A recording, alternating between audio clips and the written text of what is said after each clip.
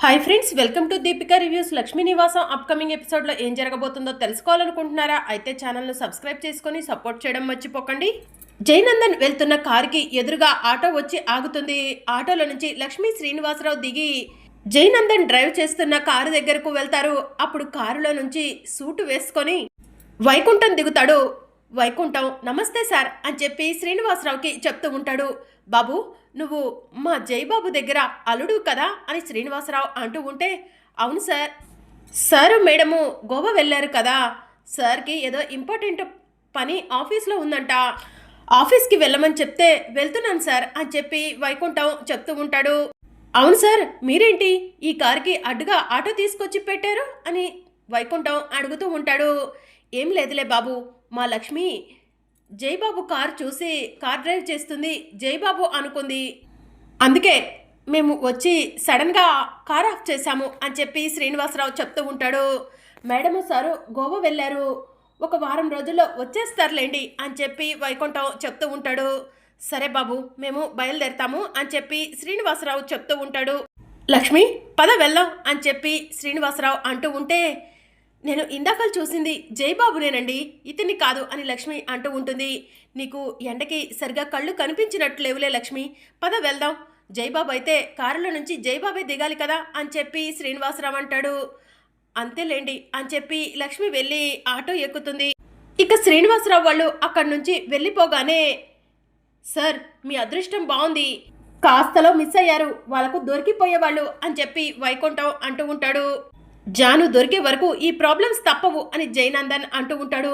Madam ఎక్కడ ఉన్నారో ఏంటో, మేడం తిరిగి వచ్చే వరకు వీళ్ళు ఇలా ఫోన్లు చేస్తూనే ఉంటారు, మీరు ఏదో ఒక అబద్ధం చెప్తూనే ఉంటారు, జాగ్రత్త సార్, దొరికిపోగలరు అని వైకుంఠం అంటూ ఉంటే, త్వరలోనే నా జాను ఎక్కడ ఉన్నా వెతికి పట్టుకుంటాను అని చెప్పి జయనందన్ చెప్తూ ఉంటాడు. ఇక మరోవైపు తులసిని తీసుకొని సిద్ధు వాళ్ళు ఇంటికి వస్తారు. తులసి కోసం కుటుంబ సభ్యులు కార్యకర్తలు ఎదురు చూస్తూ ఉంటారు. తులసి కారు దిగి ఇంట్లోకి రాగానే, తులసమ్మ జిందాబాద్, తులసమ్మ జిందాబాద్, కాబోయే ఎమ్మెల్యే తులసమ్మ జిందాబాద్ అని చెప్పి అంటూ ఉంటారు. కాసేపు మీరంతా ఆగండి, ఇప్పుడే కదా తులసి హాస్పిటల్ నుంచి వచ్చింది, విశాల వెళ్ళి అమ్మాయికి దిష్టి తీయి అని బసవరాజు చెప్తూ ఉంటే, ఇక విశాలాక్షి తులసికి దిష్టి తీసి బొట్టు పెట్టి లోపలికి వెళ్ళమ్మా అని చెప్పి అంటూ ఉంటుంది. తులసమ్మ, మీకు ఇలా జరగటం మాకు చాలా బాధగా ఉంది, మీ పైన హత్య ప్రయత్నం చేసింది ఎవరినైనా సరే వదిలిపెట్టను తులసమ్మ అని చెప్పి కార్యకర్తలంతా అంటూ ఉంటారు. తులసిని కాసేపు రెస్ట్ తీసుకొనివ్వండి, ఆ తర్వాత మాట్లాడుతుంది అని సిద్ధు అంటూ ఉంటే, సిద్ధు అన్న నువ్వు కూడా అలా మాట్లాడతావేంటి, తులసమ్మ హాస్పిటల్ నుంచి డిశ్చార్జ్ అయ్యి వస్తుందని తెలిసి కార్యకర్తలు, మన నియోజకవర్గ ప్రజలు తులసమ్మ కోసం మీటింగ్ ఏర్పాటు చేశారు, తులసమ్మ మీటింగ్లో ఒక్కసారి మాట్లాడి వెళ్ళిపోతే కార్యకర్తలు నియోజకవర్గ ప్రజలు సంతోషపడతారు అని చెప్పి కొంతమంది చెప్తూ ఉంటే, ఇప్పుడు ఇలాంటివేమొద్దు, తులసిని 2 రోజులు రెస్ట్ తీసుకొనివ్వండి అని సిద్ధు చెప్తూ ఉంటాడు. పర్వాలేదండి, మన పైన అభిమానంతో వీళ్ళు ఇంత దూరం వచ్చారు, ఇన్ని ఏర్పాట్లు చేశారు, వీళ్ళ సంతోషం కోసం 2 మాటలు మాట్లాడితే బాగుంటుంది కదా, వాళ్ళు కూడా తృప్తి చెందుతారు అని చెప్పి తులసి అంటూ ఉంటే, తులసమ్మ చాలా బాగా చెప్పిందన్నా, తులసమ్మ పద నువ్వు స్టేజ్ మీద కూర్చో, కార్యకర్తల కోసం నియోజకవర్గ ప్రజల కోసం 2 మాటలు మాట్లాడు, నీ పైన ఎటు నుంచి దాడి చేస్తారో మేము చూస్తాము, నీకు అండగా నుంచుంటాము, ఈసారి ఎవరైనా నిన్ను షూట్ చేయాలని చూసినా, నీ పైన హత్య ప్రయత్నం చేయాలని చూసినా కూడా వాళ్ళు మమ్మల్ని దాటి నీ వరకు వస్తారు తులసమ్మ అని చెప్పి కార్యకర్తలు నియోజకవర్గ ప్రజలు తులసికి చెప్తూ ఉంటే, తులసి వాళ్ళు తనపై చూపిస్తున్న ప్రేమకు మురిసిపోతూ ఉంటుంది. సిద్ధు అన్న తులసమ్మను తీసుకెళ్లి జాగ్రత్తగా స్టేజ్ మీద కూర్చోబెట్టి మైకి ఇవ్వన్నా అని కార్యకర్తలు చెప్తూ ఉంటే, ఇక సిద్ధు పద తులసి అని చెప్పి తులసిని తీసుకెళ్లి స్టేజ్ మీద కూర్చోబెడతాడు. తులసి మైక్ తీసుకో అని సిద్ధు అంటూ ఉంటే, తులసి మైక్ తీసుకొని, నేను ఎవరో నిన్నటి వరకు మీ ఎవరికీ తెలీదు, నేను కాబోయే ఎమ్మెల్యే అని నేషనల్ పార్టీ నన్ను అనౌన్స్ చేసినప్పటి నుంచి మీరు నాపై చూపిస్తున్న ప్రేమ అభిమానానికి నేను తట్టుకోలేకపోతున్నాను, మీ ప్రేమ అభిమానమే నన్ను బ్రతికించినట్టున్నాయి అని తులసి కార్యకర్తలతో అంటూ ఉంటే, కార్యకర్తలంతా కూడా తులసికి క్లాప్స్ కొడుతూ ఉంటారు. తులసమ్మ, అసలు నీ పైన అటాక్ చేసింది ఎవరో నీకు తెలుసా అని చెప్పి కార్యకర్తలు అడుగుతూ ఉంటే, వాళ్ళు ఎవరైనా సరే వాళ్ళని వదిలిపెట్టేదే లేదు, వాళ్ళు ఎవరన్నది ఆరా తీస్తాము, వాళ్ళపై కేసు పెడతాము అని బసవరాజు అంటూ ఉంటే, వద్దు మోయ్య, వాళ్ళపైన ఇప్పుడు ఎలాంటి యాక్షన్ తీసుకోవద్దు అని తులసి అంటుంది. అదేంటి తులసమ్మ అలా అంటున్నావు? నీపై అటాక్ చేసిన వాళ్ళపై ఎలాంటి యాక్షన్ తీసుకోవద్దు అంటున్నావు ఎందుకు అని చెప్పి, నాపై అటాక్ చేసింది ఎవరైనా సరే వాళ్ళు నేను గెలుస్తానన్న కోపంతోనే నాపై అటాక్ చేశారు. నాపై అటాక్ చేసింది ఎవరో కానీ నిజంగా దమ్ము ధైర్యం ఉంటే నా ముందుకు వచ్చి నాతో డైరెక్ట్గా తలపడాలే కానీ ఇలా చాటుగా ఉండి దొంగ దెబ్బ తీయటం కాదు. ప్రతిపక్షాలకి అప్పుడే వణుకు భయం పుడుతున్నట్టుంది. అందుకే నా పైన ఇలా దొంగ దెబ్బ తీశారు అని తులసి అంటూ ఉంటుంది. నాపై అటాక్ చేసింది ఎవరైనా సరే నేను డైరెక్ట్గా చెప్తున్నాను, దమ్ము ధైర్యం ఉంటే డైరెక్ట్గా వచ్చి తలపడండి. మీరో నేనో తేల్చుకుందాం. మనలో ఎవరికి ఎమ్మెల్యే అయ్యే సత్తా ఉందో ప్రజలే తేల్చేస్తారు. మెజారిటీ డైరెక్ట్గా లెక్క పెడదాం, వచ్చేయండి అని తులసి స్ట్రైట్గా మైక్లో చెప్తూ ఉంటే, తులసమ్మ నువ్వు సూపర్ అమ్మా, ఇప్పుడు నువ్వు అసలైన భైరవనేని బసవరాజు గారి కోడలివి, భైరవనేని సిద్ధుబాబు భార్యవి అనిపించావు. నిజంగా మా తులసమ్మపై అటాక్ చేసింది ఎవరైనా సరే తులసమ్మ డైరెక్ట్గా సవాల్ విసురుతుంది. రండి చూసుకుందాం, ప్రతిపక్షాలు సిద్ధంగా ఉన్నారా అని చెప్పి కార్యకర్తలు కూడా మైక్ తీసుకొని మాట్లాడుతూ ఉంటారు. ఇదంతా కూడా కనిష్క లైవ్లో చూస్తూ ఉంటుంది. ఒసే తులసి, నాతోనే ఛాలెంజ్ చేస్తున్నావా? నాతో పోటీపడి నువ్వు గెలవగలను అనుకుంటున్నావా? నువ్వు గెలవలేవే అని చెప్పి కనిష్క మనసులో అనుకుంటూ ఉంటుంది. కనిష్క ఆ టీవీ ఆఫ్ చేయి అని మునుస్వామి అంటూ ఉంటే, అదేంటి డాడీ అలా అంటున్నావు?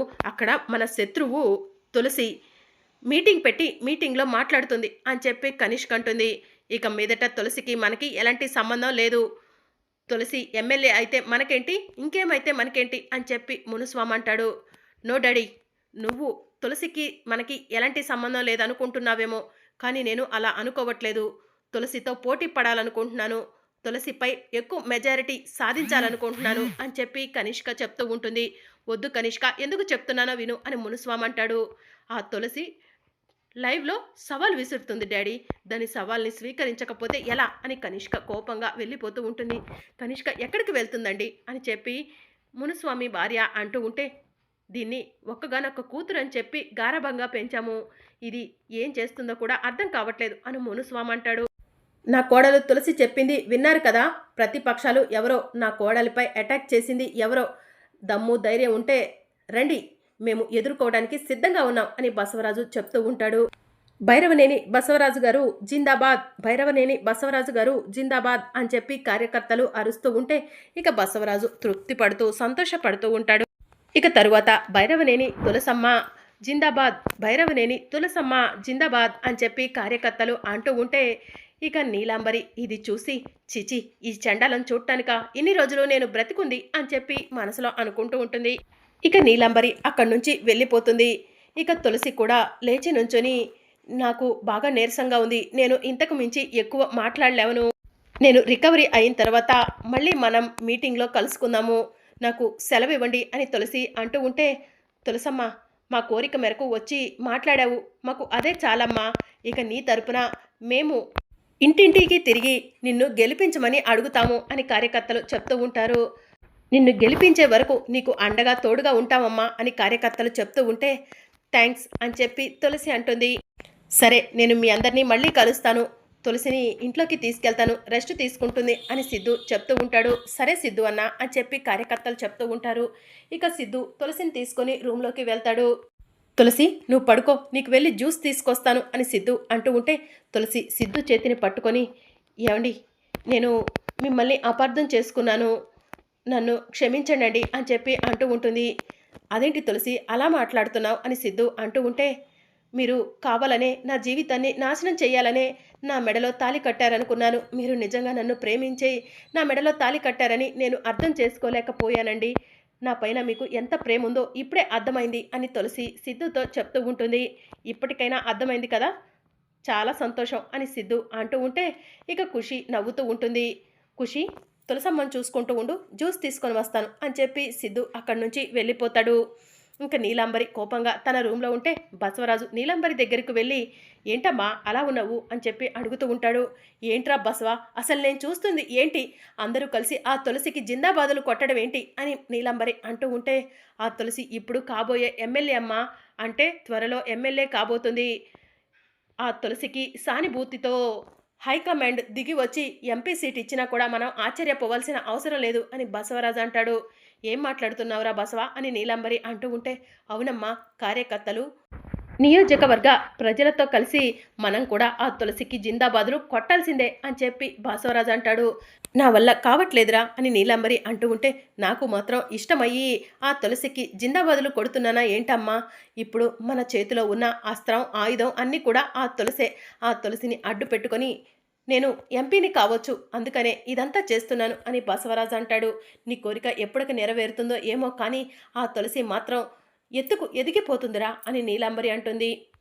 నేను ఎంపీ అవ్వగానే ఆ తులసిని కిందికి నెట్టేస్తాలేమ్మా, నువ్వు కంగారు పడకు అని బసవరాజు నీలాంబరికి చెప్తూ ఉంటాడు. ఇక అప్పుడే కనిష్క బసవరాజు ఇంటికి వస్తుంది. ఏమ్మా కనిష్క, ఇలా వచ్చావేంటి అని బసవరాజు అడుగుతూ ఉంటాడు.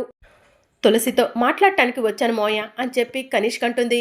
తులసితో నువ్వేం మాట్లాడతావు కనిష్క అని బసవరాజు అంటూ ఉంటే, ఇన్ని రోజులు తులసితో కలిసి ఇదే ఇంట్లో ఉన్నాను కదా, తులసి ప్రాణాపాయం నుంచి బయటపడింది. అలాంటి తులసిని పరామర్శించకపోతే ఎలా మోయ? అందుకే తులసిని పరామర్శించి వెళ్దామని వచ్చాను అని కనిష్క చెప్తుంది. పైన గదిలో ఉంది, వెళ్ళు అని నీలంబరి అంటుంది. ఇక కనిష్క తులసి ఉన్న రూమ్లోకి వెళ్తుంది. తులసి కనిష్కను చూడగానే రా కనిష్క అని చెప్పి అంటూ ఉంటే, చా, చచ్చావనుకున్నాను కానీ బ్రతికిపోయావే. నీ నుదిట రాతను ఆ దేవుడు ఇంకా కొన్ని రోజులు రాసినట్టున్నాడు అని చెప్పి కనిష్క అంటుంది. ఏం మాట్లాడుతున్నావు కనిష్క అని తులసి నీరసంగా అడుగుతూ ఉంటుంది. నిన్ను అటాక్ చేసింది, నిన్ను షూట్ చేసింది ప్రతిపక్షాలనుకుంటున్నావు కదా? కాదు, నేనే అని చెప్పి కనిష్క అంటుంది. నిన్ను షూట్ చేసింది నేనే అని కనిపెట్టలేకపోయావు, ప్రతిపక్షాలని నువ్వు అనుకుంటున్నావు. ఇక నువ్వు ఎమ్మెల్యేవేమవుతావు తులసి? నీకు ఎమ్మెల్యే సీట్ అనేది పనికి రాదు. నీకు కేవలం అంటే కేవలం ఇంట్లో పని మనిషి పోస్ట్ మాత్రమే పనికొస్తుంది. ఆ ఎమ్మెల్యే పోస్ట్ నాకు వద్దని చెప్పి ఇంట్లో పని మనిషిగా ఉండిపో అని కనిష్క అంటుంది. ఏంటి కనిష్క, నాకు ఎమ్మెల్యే సీట్ పనికిరాదా? నన్ను షూట్ చేసింది ప్రతిపక్షాలని నేను అనుకుంటున్నానా? నన్ను షూట్ చేసింది ప్రతిపక్షాలు కాదు, నువ్వేనని నాకు తెలుసు అని చెప్పి తులసి అంటుంది. తెలుసా? తెలిస్తే నా పేరు ఎందుకు చెప్పలేదు అని చెప్పి కనిష్క అడుగుతూ ఉంటుంది. ఎందుకంటే పెళ్ళి కాబోయే ఆడపిల్లవని, సాటి ఆడపిల్లవని, ఈ ఇంట్లోనే నాతో కలిసి ఉంటున్న ఆడపిల్లవని ఆలోచించి నీ పేరు బయట పెట్టలేదు. నేను నీ పేరు బయట పెట్టిన మరుక్షణం నీ గురించి పేపర్లో, టీవీలో బ్రేకింగ్ న్యూస్లో వస్తూ ఉంటుంది. అది చూసి నీ తండ్రి గుండె ఆగిపోతుందని చెప్పలేదు. నేను నీ గురించి అంతలా ఆలోచించాను, నువ్వు నా గురించి ఆలోచించకుండా నన్ను చంపాలని చూశావు. ఇకనైనా ఆ ఆలోచన మానుకో కనిష్క అని చెప్పి తులసి అంటూ ఉంటే, నిన్ను చంపే వరకు నా ఆలోచన మారదు. నువ్వు చస్తేనే సిద్ధు నా సొంతం అవుతాడు. నేను ఈ ఇంట్లో కోడలిగా అడుగు పెట్టగలుగుతాను. త్వరలోనే నిన్ను చంపేస్తాను. నీకు ఎమ్మెల్యే సీట్ అనేది రాదు అని చెప్పి కనిష్క అంటూ ఉంటే, నాకు ఎమ్మెల్యే సీట్ రాదా? నన్ను చంపేస్తావా? ఎంత ధైర్యం నీకు అని చెప్పి తులసి కనిష్క గొంతు పట్టుకొని నులుముతూ ఉంటుంది. ఏయ్ తులసి, నా గొంతు వదలవే అని కనిష్క అంటూ ఉంటే, నన్ను చంపాలని చూశావు, అది తెలిసినా కూడా నిన్ను ఏమీ అనకపోవడమే నేను చేసిన తప్పు కదా కనిష్క. అందుకే నన్ను మళ్ళీ చంపుతానని నా ముందే డైరెక్ట్గా సవాల్ విసురుతున్నావు. నా ముందు సవాల్ విసిరితే నీకు నేను వార్నింగ్ ఇవ్వకపోతే ఎలా చెప్పు? నేను ఇస్తున్న వార్నింగ్ ఇదే, నువ్వు కూడా నా చేతుల్లో చస్తావు అని చెప్పి తులసి కనిష్క గొంతు నులుముతూ ఉంటుంది. అప్పుడే ఖుషి అమ్మా అమ్మా అని చెప్పి తులసి రూమ్లోకి వస్తూ ఉంటే, బ్రతికిపోయావు, ఖుషి వచ్చింది కాబట్టి అని చెప్పి తులసి కనిష్క గొంతుని వదిలేస్తుంది. మరి అప్కమింగ్ ఎపిసోడ్లో ఏం జరగనుందో తెలుసుకోవాలనుకుంటున్నారా? అయితే ఛానల్ను సబ్స్క్రైబ్ చేసుకొని సపోర్ట్ చేయడం మర్చిపోకండి. Thank you for watching.